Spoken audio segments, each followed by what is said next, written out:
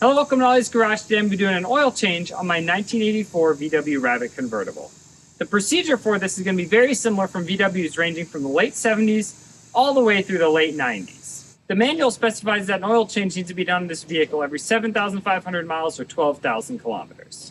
Generally, people like to run heavier weight oil in these vehicles, so today I'm going to be using this 10W40. If you're in an environment that's really hot, so southern United States, something along those lines, people like to run 20W50 as well, and if you're in a slightly cooler climate, some people also run something thinner like 5W40 or even 5W30.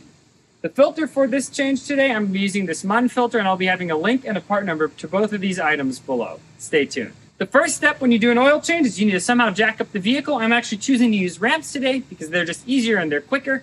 So when you drive your vehicle up on ramps, don't forget to set the parking brake, and also don't forget to chalk it. Remember, every year people die when vehicles roll off ramps or fall off jack stands, so make sure that's really nice and solid before you climb underneath it. Next, we need to drain the oil. I took the car just for around the block for a brief spin just to get it a little bit warmed up. Make sure that you have some sort of an oil pan in place as well when this shoots out. It's going to shoot out this way, so make sure you take that into account with oil pan placement. Grab a 19mm socket and crack the drain bolt loose. If the oil's super hot, you'll burn yourself doing this, so you don't want it to be super hot, just a little bit warm. And let her drain. In this vehicle, I installed a magnetic drain plug, and I like it because if there's any iron pieces floating around or steel pieces, any ferrous metal as they like to say, it'll get stuck to the magnet. And as you can see, I have basically nothing, just a tiny amount of sludge, which that's good. If you have a bunch of ferrous metal floating around getting stuck in chunks, your engine's taking itself apart as you're driving it, and that's no good. Once we're basically down to a nice slow drip, you can finish wiping off this area right here to get rid of any dirt. We don't want any dirt on our sealing surface there with our new crush washer. Then you can grab yourself a new crush washer, put it on the drain plug. Some people reuse the old ones, but I just get a new one. They're really inexpensive. And now just carefully screw it back on in.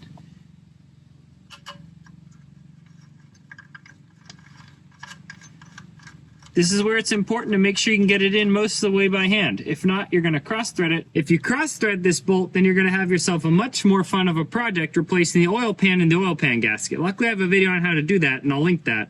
But let's try to avoid that. With the drain plug in place, let's torque it to 22 foot-pounds or 30 Newton-meters.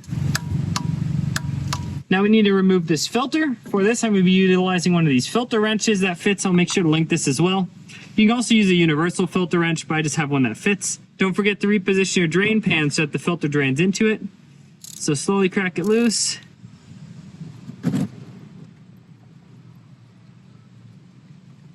Once the majority of dripping is stopped, finish unscrewing it. Don't try to not make a mess. Next thing is I'm going to pull out this gasket right here and give it a little bit of coat of oil.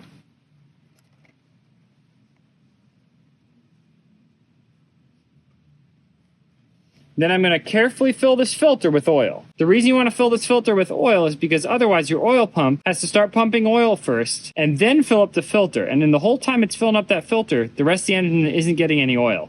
So you just run your engine basically without oil unnecessarily long. Now, only fill this 3/4 full. It's at an angle in there. If you fill it all the way, you'll dump out some oil. So about 3/4 full.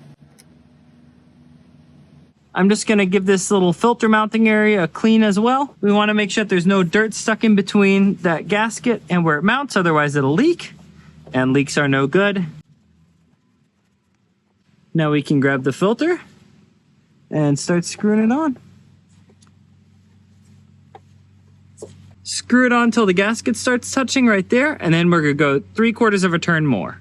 3/4 of a turn. Right about there. Time to fill this thing up with oil. Open the oil filler cap. I always like to wipe off the filler hole as well. Always wipe away from the hole so we're not wiping dirt into the engine.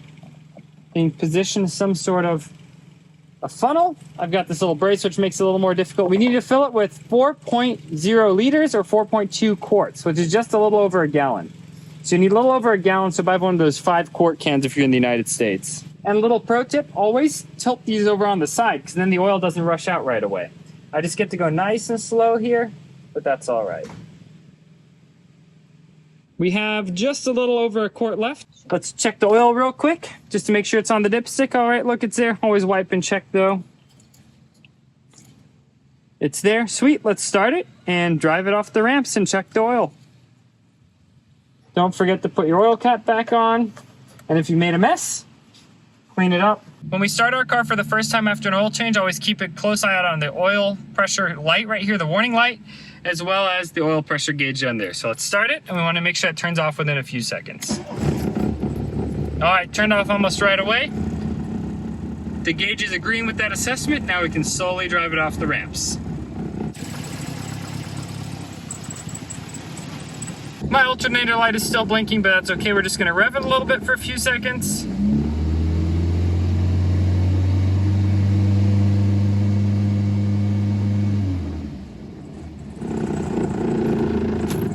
Let's check the oil level now that we're all done. Again, always wipe first. It looks like we're right at the bottom right there. The backside of grease, so we're just gonna top it off with just a little bit more.